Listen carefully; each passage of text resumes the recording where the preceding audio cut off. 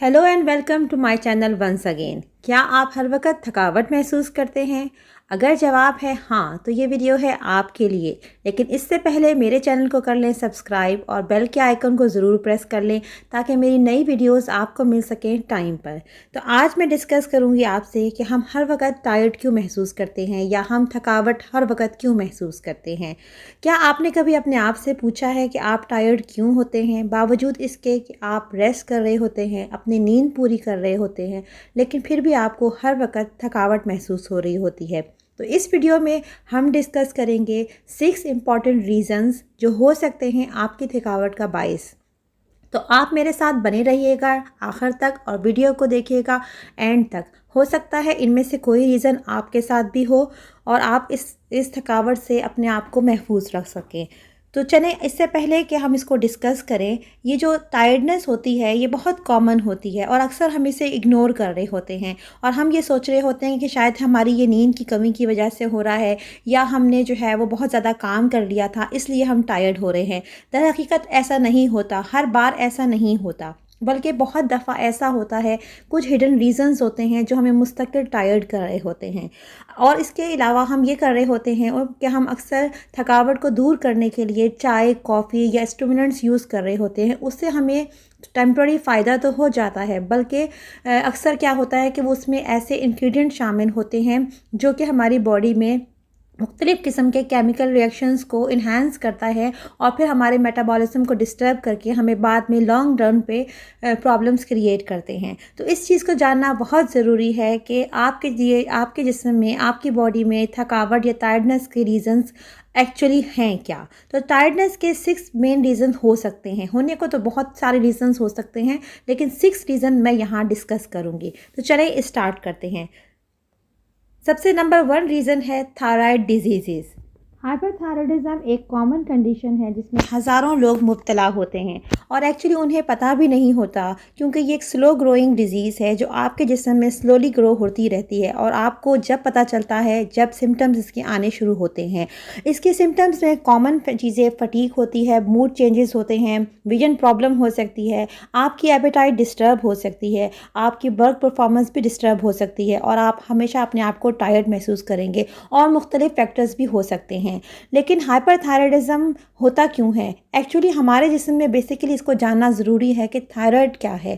Thyroid हमारे नेक में मौजूद एक ग्लैंड है जो कि जिसके ज़िम्मे बहुत सारे इंपॉर्टेंट फंक्शंस होते हैं। ये 2 मेन अहम हार्मोन रिलीज़ करता है जो कि हमारे जिस्म के मुख्तलिफ बॉडी फंक्शंस को कंट्रोल करते हैं। इन बॉडी फंक्शंस में हार्ट है, लिवर है, डाइजेशन है, रिप्रोडक्शन है, एनर्जी मेटाबॉलिज्म इफ़ेक्ट्स हैं, ब्रेन के सारे फंक्शंस हैं और साथ ही हेयर नेल ग्रोथ वगैरह के फैक्टर्स भी इस पे डिपेंड करते हैं। यानी दूसरे लफ्ज़ों में हम ये कह सकते हैं कि थायराइड जो होता है वो बॉडी के फंक्शंस पे असरअंदाज होता है।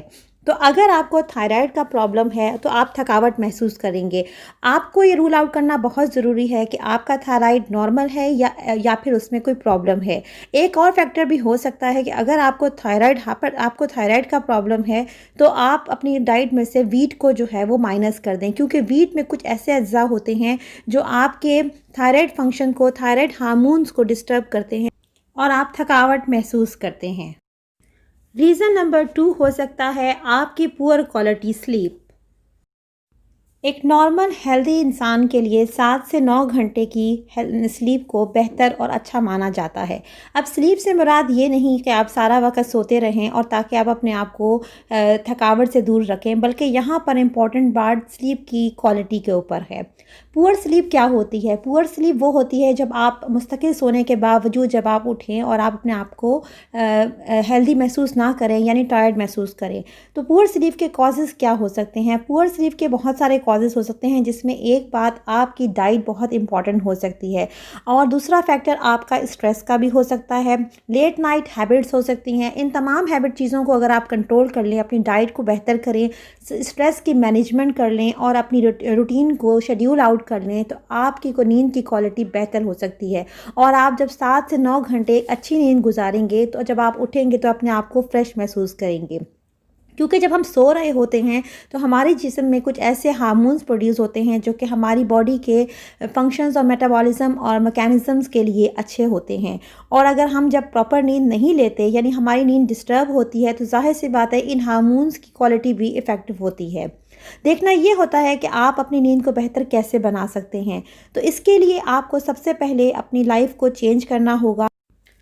नंबर 3 रीज़न हो सकता है एनीमिया यानी खून की कमी।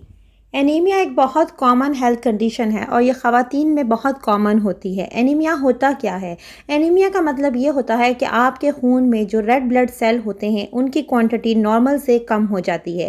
रेड ब्लड सेल के अंदर होते हैं ऑक्सीजन। इनका जो काम होता है बेसिकली वो लंग से ऑक्सीजन लेके डिफरेंट ऑर्गन्स तक सप्लाई करना होता है। तो जब आपके जिस्म में रेड ब्लड सेल कम होंगे तो ऑब्वियसली आपके ऑक्सीजन कैरिंग कैपेसिटी यानी कि ऑक्सीजन लेने की सलाहियत भी कम हो जाएगी और आपके ऑर्गन्स उस तरीके से काम नहीं करेंगे और आप अपने आप को फटीग और टायर्ड महसूस करेंगे। सिम्टम ऑफ एनीमिया में क्या होता है? सिम्टम ऑफ एनीमिया में सबसे पहले आप अपने आप को फटीग, टायर्ड महसूस करेंगे, एग्जॉस्टेड महसूस करेंगे, थोड़ी से काम करने पे आप थक जाएंगे। आपकी जो कंसंट्रेशन है काम करने की जो आपकी जो सलाहियत है कि आप किसी काम पे फोकस कर सकें वो डिस्टर्ब होगी। आपको डाइजेस्टिव प्रॉब्लम हो सकते हैं और अगर आप सीवियर केसेस में जाएं यानी जब एनीमिया से काफ़ी हद तक बढ़ जाता है तो आपको बहुत सीरियस किस्म के प्रॉब्लम भी हो सकते हैं जिसमें हार्ट वगैरह के इश्यूज़ भी आ सकते हैं। एनीमिया भी कई तरह का होता है लेकिन सबसे कॉमन आयरन डिफिशिएंसी एनीमिया होता है जिसमें आपके जिस्म में आयरन की क्वांटिटी कम हो जाती है जो एनीमिया का बाइस बनती है। आप इसको आराम से अपने नॉर्मल रूटीन को बेहतर करके ठीक कर सकते हैं। आप अपनी डाइट में आयरन, विटामिन बी, फोलेट का इस्तेमाल बढ़ा दें। ये तमाम चीज़ें मौजूद होती हैं फ्रेश मीट के अंदर, हेल्दी ऑर्गेनिक लिवर के अंदर, बीफ के अंदर और तमाम ग्रीन वेजिटेबल्स के अंदर। याद रखें जब भी कभी आप आयरन सप्लीमेंट ले रहे हों या फिर आयरन डाइट ले रहे हों उसके साथ आप विटामिन सी का इस्तेमाल ज़रूर करें क्योंकि विटामिन सी आयरन के एब्जॉर्प्शन को इन्हांस करता है। तो आप अगर अपनी आयरन को बेहतर करेंगे तो बिलीव मी आपका एनीमिया काफ़ी हद तक बेहतर होगा और आपको वाज़ेह फ़र्क नज़र आएगा। नंबर 4 रीज़न हो सकता है सेडेंट्री लाइफ स्टाइल। ये वो रीज़न है जिसका शिकार हम सब होते हैं। सेडेंट्री लाइफ स्टाइल से मुराद एक ऐसा लाइफ स्टाइल है जिसमें आप काफ़ी देर तक सिटिंग पोजीशन में या आपकी जो नॉर्मल काम करने की सलाहियत है यानी बॉडी एक्टिविटी जो होती है वो लेस होती है और इससे आपको बहुत सारे प्रॉब्लम्स हो सकते हैं टायर्डनेस और फटीग के अलावा भी। सेडेंट्री लाइफ स्टाइल जो है वो आपको बैक पेन करवा सकता है, नेक पेन करवा सकता है, हेडेक करवा सकता है, वेट गेन प्रॉब्लम हो सकती हैं, इसके अलावा आपके मूड स्विंग हो सकते हैं और बहुत सारी और भी कंडीशन हो सकती हैं। तो सबसे पहले ये इंपॉर्टेंट बात है कि आप इसको करेक्ट कैसे करेंगे। हमारे जिस्म को कुदरती तौर पर इस तरह से बनाया गया है कि उसके लिए मूवमेंट और एक्टिविटी बहुत ज़रूरी है। जब हमारा जिस्म मूव करता है और हम एक्टिविटी करते हैं तो हमारी बॉडी में केमिकल रिएक्शंस प्रोड्यूस होते हैं और हमारा मेटाबॉलिज्म फास्ट होता है जिसकी वजह से हमारे जिस्म में मुख्तलिफ़ किस्म के रिएक्शंस जो होते हैं वो डेवलप करते हैं। और जबकि इसके अलावा जब हम अगर बैठे रहते हैं तो हमारा जो मेटाबॉलिज्म है वो भी स्लो हो जाता है और इसके अलावा हमारे जिस्म में मुख्तलिफ़ किस्म की बुरी चेंजेस जो है वो डेवलप हो जाती हैं जिसमें हमारा वेट गेन हो जाता है। हम जो है वो अपने आप को एक्स्ट्रा ऑर्डनरी टायर्ड वगैरह महसूस करते हैं। तो इस चीज़ से बचने के लिए सबसे बेहतर ये है कि अपनी लाइफ को चेंज करें। अगर आप कहीं छोटे डिस्टेंस के लिए कार इस्तेमाल कर रहे हैं तो उसको अवॉइड करें। एक्सरसाइज को अपनी लाइफ में ज़रूर शामिल करें। नॉर्मल वॉक्स की रूटीन बनाएं और बहुत देर तक टीवी बैठ के देखने को अवॉइड करें। अगर आप ये सब कुछ करेंगे तो आप अपनी थकावट और अपनी टायर्डनेस को काफ़ी हद तक कम कर सकते हैं। नंबर 5 रीज़न हो सकता है eating wrong foods. Eating wrong food या फिर ऐसा फूड जिसमें तमाम फूड फैक्टर्स शामिल ना हो जिसको हम एक बैलेंस डाइट कहते हैं आपको थकावट का बाइस बन सकता है। हमने देखा है कि अक्सर लोग ब्रेकफास्ट को अवॉइड कर देते हैं या फिर कुछ चलते फिरते स्नैक्स खाकर ये समझते हैं कि उनका गुजारा हो गया। दर हकीकत बिल्कुल ऐसा नहीं है। एक ह्यूमन बॉडी को नॉर्मल बॉडी मैकेनिज्म परफॉर्म करने के लिए एनर्जी की ज़रूरत होती है।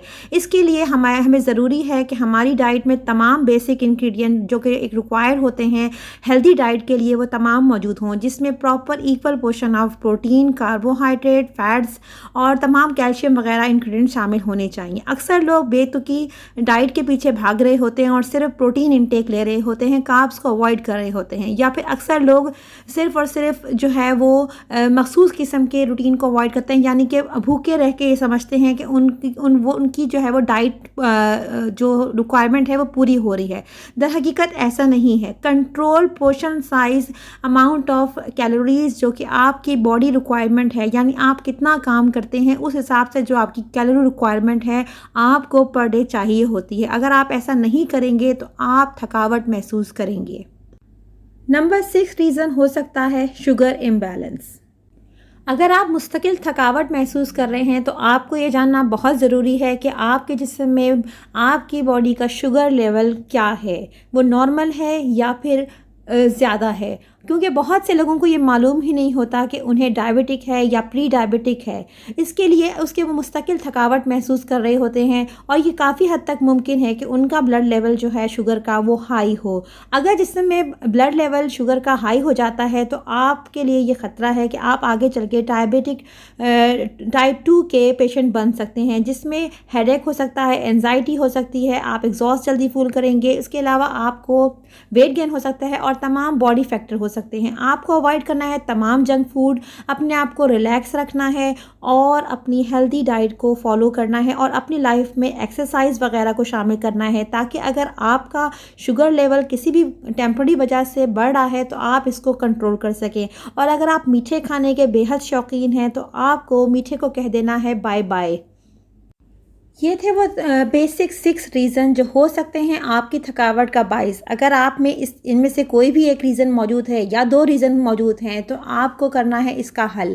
और याद रखिए, हल किसी और के पास बिल्कुल मौजूद नहीं, हल सिर्फ आपके पास ही मौजूद है। आपको सोचना है, समझना है और उस पर अमल करना है। अगर इनमें से कोई भी रीज़न आपके साथ मौजूद है तो आप इसको कंसीडर करें, उसको हल करें, तो आप देखेंगे कि आप बेहतर महसूस करेंगे। ये थी एक छोटी सी कोशिश जो मैंने की आपके लिए।